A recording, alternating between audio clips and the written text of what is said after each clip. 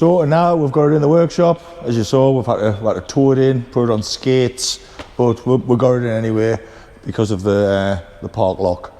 So now we're going to endeavour to find out why it doesn't start, but I've got an announcement to make. These cars, these project cars, basically doing them for two reasons. I've just taken an apprentice on, so I'm going to use these cars as training vehicles for him. So this is the new apprentice, come here. This is Zach. Hello. He's 18, he's just fresh out of college, so we haven't broke him yet, but we will. And Zach's going to be helping us with these project cars, and he's also going to be helping with the filming of them as well. So we're going to get started. We're going to see if we can find out why this car doesn't start. Just plugged it in, scanned the whole car, and Jesus Christ, look at all them red flags all over. So let's have a look. But it has had a flat battery, and we've been trying to start with a flat battery, so I'm not kind of too concerned. But there's 9 faults in the engine, there's faults in the transmission, there's faults in the ABS, faults in the instrument cluster, body control module, image processing, nearly every module's got a fault in. So I think the best thing we can do now is go for a big clear and see what comes back.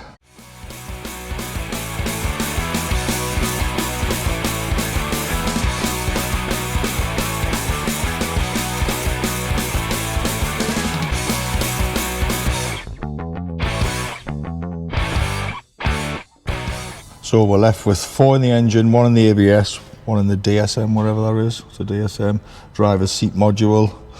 So we'll have a look, see what's left in there. Engine mount control circuit, low water in fuel condition, massive volume airflow circuit range, and invalid data from transmission control module.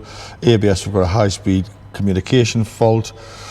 And then the driver's seat module, we've got a control module improper shutdown. So really we need to start looking in the engine to see why this isn't starting. So we'll get in there, we'll read some data. I think first of all we need to see, is it actually building any fuel pressure? So fuel pressure control system, fuel pressure A and B. B's not used, A, so that'll be a default value of 650 kPa. I'm going to jump in the car now and try and start it. I'll let Zach keep the camera on the fuel pressure. We'll see where the fuel pressure goes.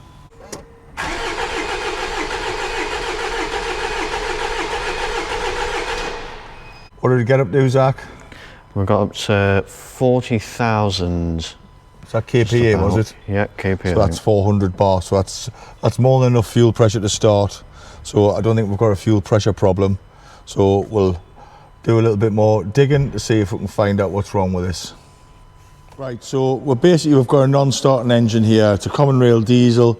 So what I've always found is the easiest way to find out if the engine ECU wants the engine to start is to basically pick up on an injector with a current clamp, and then we'll have a look at the fuel pressure. We're back probed at the fuel pressure sensor here, and we've got them hooked up to an oscilloscope. So the green line on this monitor is the fuel pressure, and the red line is the injector. So hopefully what we're going to see is the green line is going to start to rise very quickly, showing us that the fuel pressure is going up, and the red line we're going to start seeing some activity on there to show that the engine ECU is trying to start the car. Right, crank it, Zach.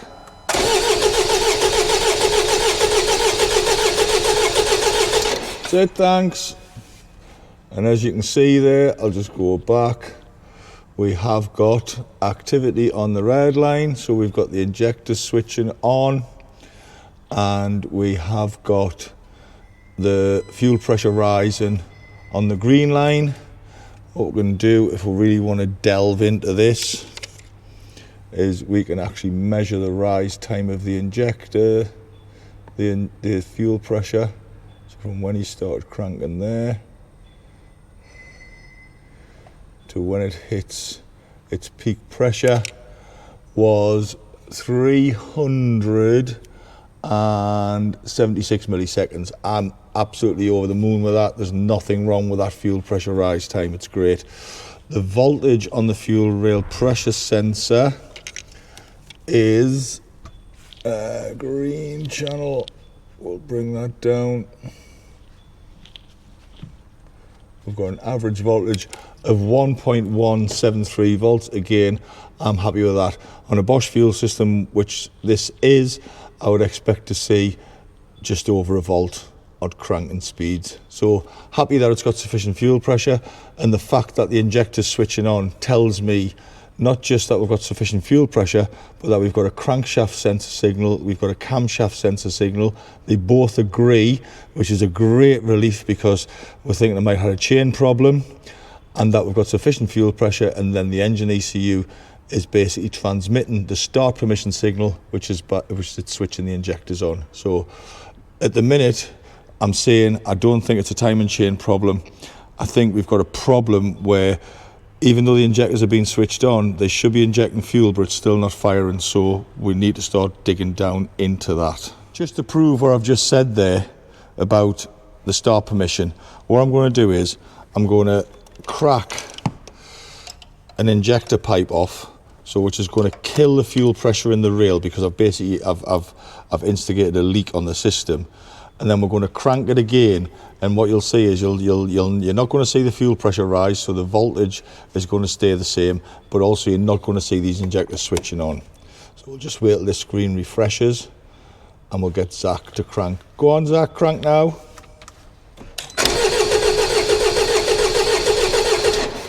So as you can see there, it cranked. We've got a big spillage of diesel. The injector didn't switch on, the fuel pressure didn't rise, proving that if I take fuel pressure away, the ECU will not switch on these injectors. So now we've proved the injectors are switching on, what we need to do is we need to determine why this engine won't start. It's a diesel engine, all it needs is fuel, air, and that air's got to be compressed so that it generates heat to then ignite this fuel. So the first thing we want to do, again, to be as unintrusive as possible, we're going to see, is the engine getting an air charge? We're going to measure the airflow. We're going to use the scan tool to do that.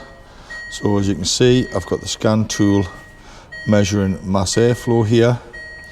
Let's see if we can graph it, make it easier, and I'm going to get Zach to crank the engine. And we're down here, it's a green line, so give that a crank please, Zach. As you can see, it's rising there, and the figure we're getting, go on, give it another one, Zach. We are getting around about 4 grams per second of air coming into this engine. We'll go back to the fault codes. I'm sure there was a one for water in fuel. Water in fuel condition. So that fault exists. Now the guy I bought this car off did tell me that he had already replaced the fuel filter. Yeah, it's got a nice new fuel filter. When he dropped the logbook for the car off for us when I paid him for it, I asked him if he would bring along the old fuel filter so we could have a look inside of it. So what I'm going to do is I'm going to get that old fuel filter now.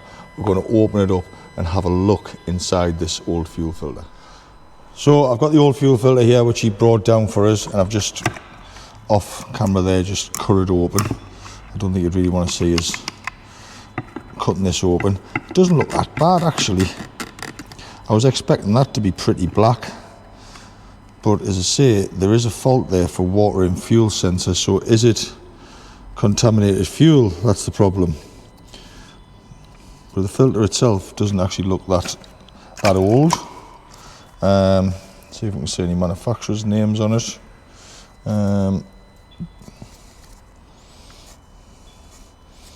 Can't see any JLR signs on it, but I can't see any other manufacturer's names on it either. So I was expecting to open that up and actually find that to be black, but hey ho.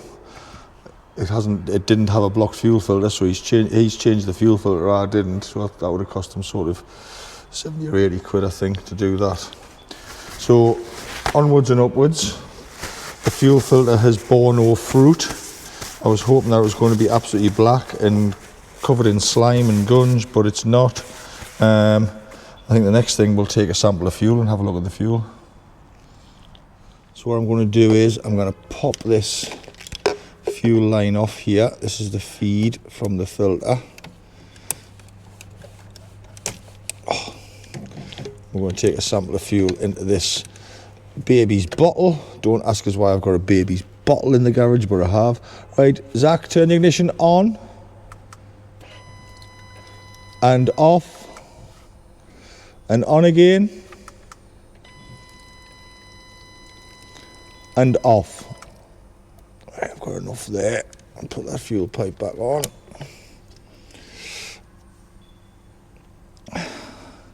That looks diesel-y to me. It doesn't look particularly minging, but what we'll do is we'll let it stand for a bit and see if it separates. So that's been stood a while there now. It's not separated. I'm quite happy that fuel's okay. Look alright to you, Zach? Yeah. Looks alright to me. So onwards and upwards, next test. So I think this brings us to a conclusion here where I believe that the fuel isn't actually getting through the injectors. So even though there's plenty of fuel pressure and the engine ECU is switching the injectors on, I don't believe these injectors are actually delivering fuel. The engine's got airflow, it's got plenty of fuel pressure, the injectors are switching on, it's not even attempting to start. I'm going to call blocked injectors or seized injectors. So the next thing we need to do, I think, is get the injectors out of this engine, and we'll do a little crude test when we get them out to see if we have fuel coming out the ends of these injectors. Right, so we've got the injectors out, kept them in order there. That's 1, 2, 3, 4. Obviously they're a bit minky because they've come out the engine. What I've noticed is that nozzle there, and they're never clean when they come out, but it hasn't got a great deal of carbon on that one. That's out of cylinder 1, but the one in cylinder 2 has got quite a bit of carbon on it, on the nozzle. Bearing in mind there's only the nozzle goes into the cylinder, all the rest of this is just where it goes through the cylinder head. It doesn't look like there's any damage on the nozzles.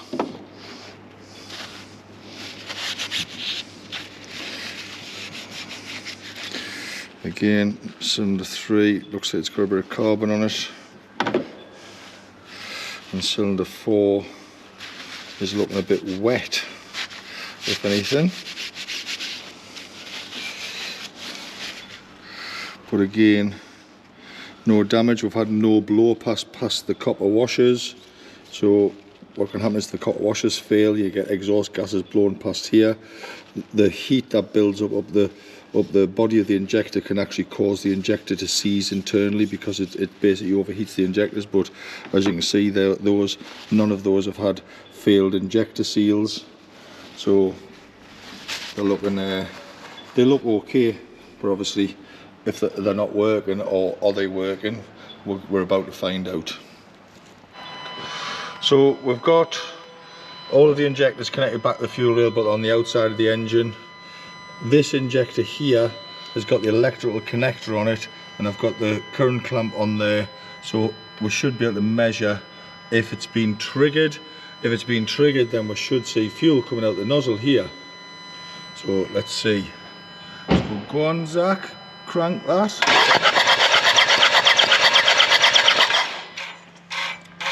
Yes, it's been triggered. Go on, do it again, Zach.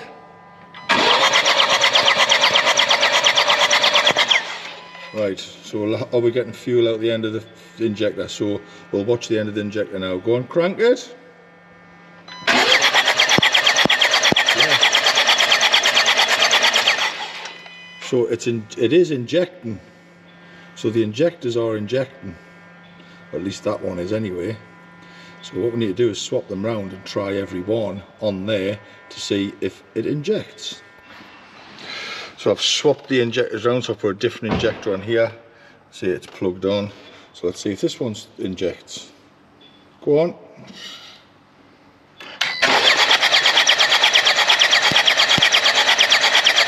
Yeah, that one injected as well. So this is the third one I've tried on, and what I've also done as well, which was a suggestion by Zach, we've connected it to a different wiring connector. So instead of connecting it to this one here, which we've had the other ones connected to, we've connected it to this one here. So let's see if this one injects. Go on. Yep, that one injects as well. I'm not going to bother trying the fourth. I think I'm just going to waste my time there. So I'm happy that the injectors are actually injecting fuel, but it's still not trying to start. So have I just heard something taking the injectors out? I don't know, but I've got to do some more tests now to verify the condition of this engine before we actually put these injectors back in. So we seem to have gone down a bit of a rabbit hole with these injectors, thinking that they were blocked. So I'm going to put the injectors back in the engine and take a step backwards and see if we can find out the real reason why this engine won't start. So I've replaced all the injectors. They're all back in. I've put the fuel pipes on, but I haven't plugged them in. There's a reason for this. Basically, we've got this kit out here. I have removed one of the glow plugs. I'm going to replace the glow plug with this adapter, which is actually just a tube with a glow plug thread on it. We're going to connect that pipe to it, and on the end of that pipe we're going to put this device here, which is a pressure transducer, which we're then going to link up to the oscilloscope, and we're going to have a look at the waveform of the pressure changes within the cylinder to see if we can identify what's going on in there. I have got a hunch. Now I know I had a hunch with the injectors, but I've sat and thought about this last night, and I think I know what's gone wrong with this engine. So hopefully this is going to actually prove if my hunch was correct. We've still got the amps clamp on the injector on number 2, and what I've done is I've removed number 2 glow plug, and I've hooked up, in place of the glow plug, I've got this pipe with an adapter on the end, which is screwed in the glow plug hole. That's hooked up to this thing called a pressure transducer, and all of this, and I've also got a wire coming from the crank sensor, which is down on the bell housing down there. I've got a wire, I'm going to hook this wire here up to the cam sensor. So we're on the cam sensor, the crank sensor. We've got a current reading from injector 2, and we've got the pressure transducer tapped into cylinder 2. So on the oscilloscope screen, we should then start to see a bigger picture of what's going on. So once again, I've got you on the screen of the oscilloscope. I'm going to give this a quick crank and see what information we can capture.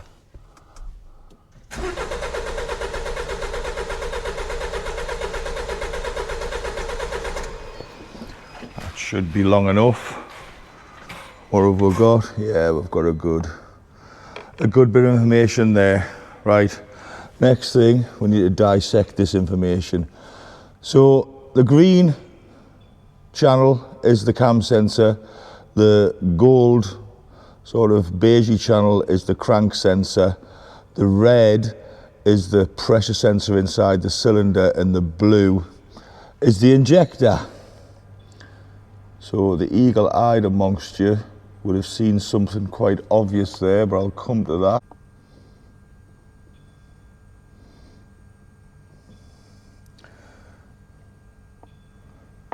I'm going to zoom in on basically 720 degrees of crank rotation.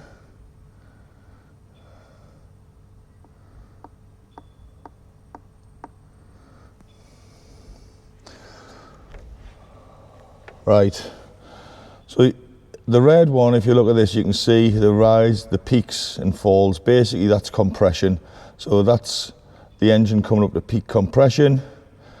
Where it falls is the piston going down again, there's an exhaust stroke in there, there's an intake stroke in there, and then there's another compression stroke in there.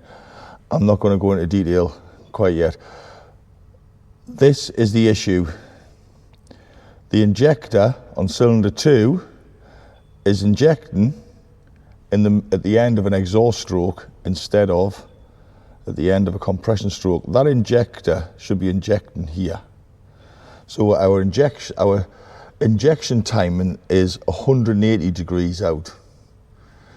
So what I'm going to do there is that it leads us on to the cam crank correlation. So the relationship between the cam sensor and the crank sensor. And I think what we're going to find is, I'm just going to swap these round because I have got a known good to compare it with.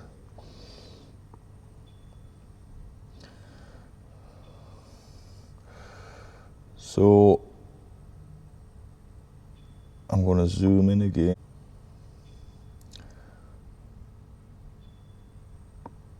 Here.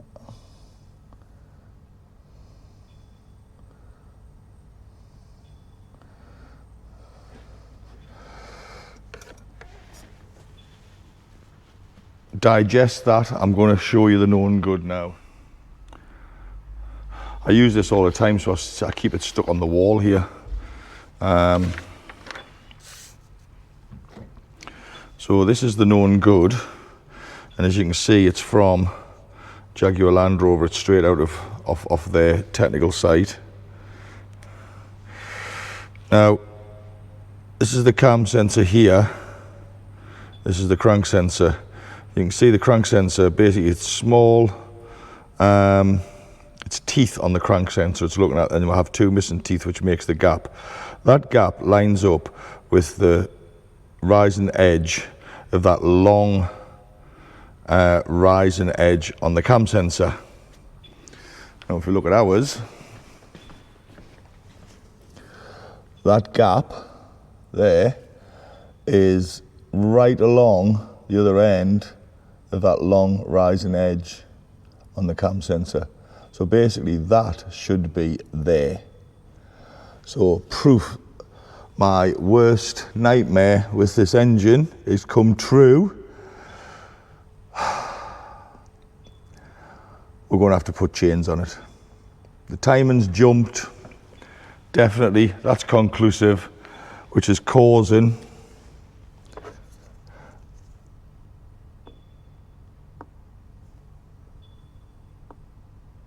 this, the injection timing to be so far out that the car won't start. So the engine's wanting to try and start it, but because it can't determine the timing of the engine, it's injecting on an exhaust stroke instead of on a compression stroke. So unfortunately, it's going to need chains. So I hope you've enjoyed this video, and I hope the little bit more information I've given in this video, if you did watch Sunday's video, has answered a few questions. I would like to take the opportunity to thank everybody who tuned into Sunday's video. The viewing rate was great. I think I had about 4,500 views within 24 hours or something like that, which was fantastic. But we need to get it up. We need more views. What I have noticed is a lot of the views aren't from subscribers, so please subscribe to the channel.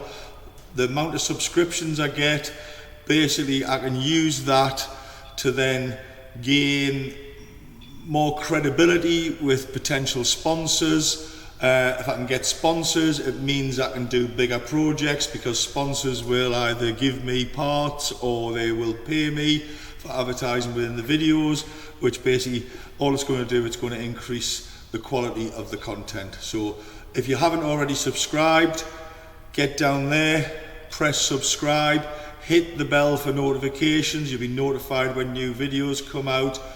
The next video I'm hoping to get done and ready for next Sunday, which will be the starting of the dismantling of this car. So we'll be taking the gearbox out, we'll be